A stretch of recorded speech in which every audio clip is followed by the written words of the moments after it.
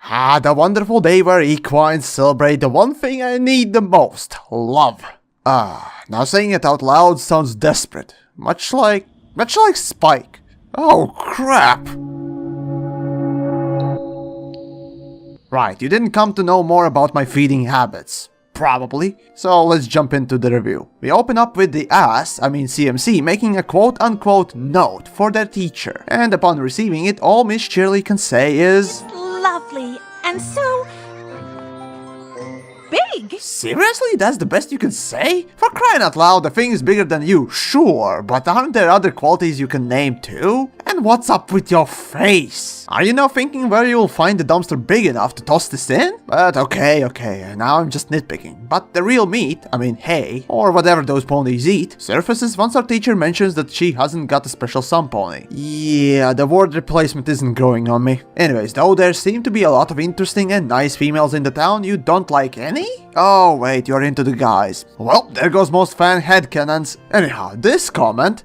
How could some pony as amazing as you not have a very special some pony on Hearts and Hooves Day? Though seemingly complimentary is actually rather hurtful, as it reminds the person that society expects you to have the other half by now, and since you don't have one, you have failed. When I look into society and how it treats individuals, you often see these instances where somebody is left feeling miserable because they haven't reached some arbitrary expectation. Frankly, this is how society operates, and there will always be instances of this. I suppose this is just a side effect, and I just overanalyzed the situation. Fan-bucking-tastic. Back to the episode. From our little trio, this episode's led by Sweetie Belle, who decides to meddle in other ponies' personal lives. Now, before this, her character didn't get much fleshing out. Still, we know that she's good with music, shy, and not quite handy with creative crafts. Oh, and just like in this episode, intrusive and meddling. As I think of her character, she fits the role of...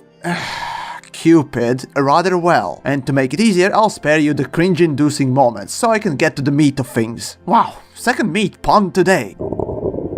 Yeah, I'm hungry. Better finish this soon so I can go grab some of that Hearts and Hooves action too. Best part is, I don't even have to take any. They just give it out for free on every corner. Wait, that makes me sound like some crazy drug addict. I've heard worse. Moving on. So in the search of the perfect one, we get a song that's on the level of elevator music. Yeah, it deals with the looks of ponies rather than their characters, but denying that you take that in count would be like saying, oh no, I love my Fiat Multipla, it has a great character. But for the episode, since the show has fleshed out barely only one male character that would be even remotely fitting for Shirley, Big Mac gets sucked in. Oh, come on! Yep, I'm adding this to the list of useful clips. But anyways, yes, Apple Bloom, it's time to sell out your brother. He's really nice, super hardworking, But he's also pretty shy. He's never gonna ask Miss Cheerly to be his very special sun pony. Now, here's another thing about society. By default, male is expected to be the initiator in relationships. And sure, this partly comes from the fact that males are stronger, and historically, this had played a big role in such matters. But come on, in the land of matriarchy, shouldn't females be set in this role? After all, roles seem to be reversed in Equestria. But here I go off the rails again. Back to the episode, the way the CMC staged the first meeting was pretty dumb, and as subtle as a proper fart in a crowded elevator. What I like about this scene was that the way characters and situations were presented didn't talk down to audience. Shirley realizes what's going on, and to my surprise, she actually tries to test the waters. But it all goes south real fast as she starts staring intensely at Mac, displaying some weird obsession with mouth hygiene. well, this has been strange. Yep. Well, hey, you made it that way! Well, partly at least. So, after the failure, CMC runs into our book horse, spending a romantic day out with her loves. Neat, she's a polygamist, and best of all being generous, offers our trio one of her love slaves as a gift. Yep, that can only get dark. But no, our trio just wants to mix up a batch of proper crystal meth and feed it to our unsuspecting lab rats. You know, in the spirit of the holiday. Without any qualms, our prodigy unicorn displays her smarts by providing children with Anarchist's cookbook. What the buck? And better yet, Apple Bloom has displayed by now her adeptness at making potions, and she, of all parties involved, should have seen warnings. It's like she can't read. Oh wait, no way!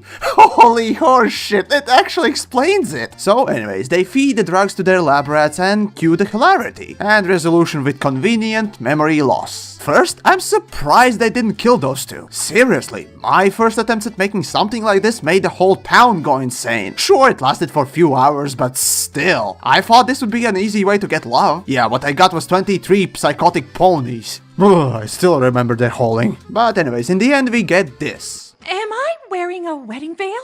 Yep. Are you sitting on a feather bed in a hole in the ground? Yep. Girls, can you explain why I look like I'm getting married at the bottom of a pit?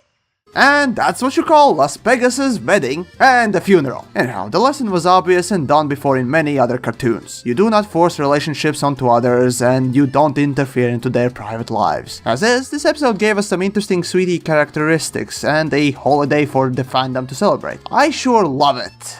Get it? Just this one day, I can walk into town and enjoy the day without lurking in shadows waiting for a prey. No pony can force two ponies to be together. It's up to every pony to choose that very special sun pony for themselves. Yep, except for most religions and societies. Isn't world wonderful? But in overall, this was one of the most cringiest episodes I've seen, but once you take the forced cringe aside, the way this story is done is actually nice. Again, if you compare MLP to other cartoons with similar stories, they tend to talk down to audience, but here I felt natural. Shirley knew what was going on, and really with the exception of Twilight being the usual bonehead, this was a story done from a kid's perspective, and I don't mind it. And of course, as I said, it's nothing new, so I kinda shrug it off as been there, seen that. Right, now I gotta go and grab some of that love myself. Oh boy, I do love this holiday, even if I'm alone in it. But next week, gotta find a recipe for that poison.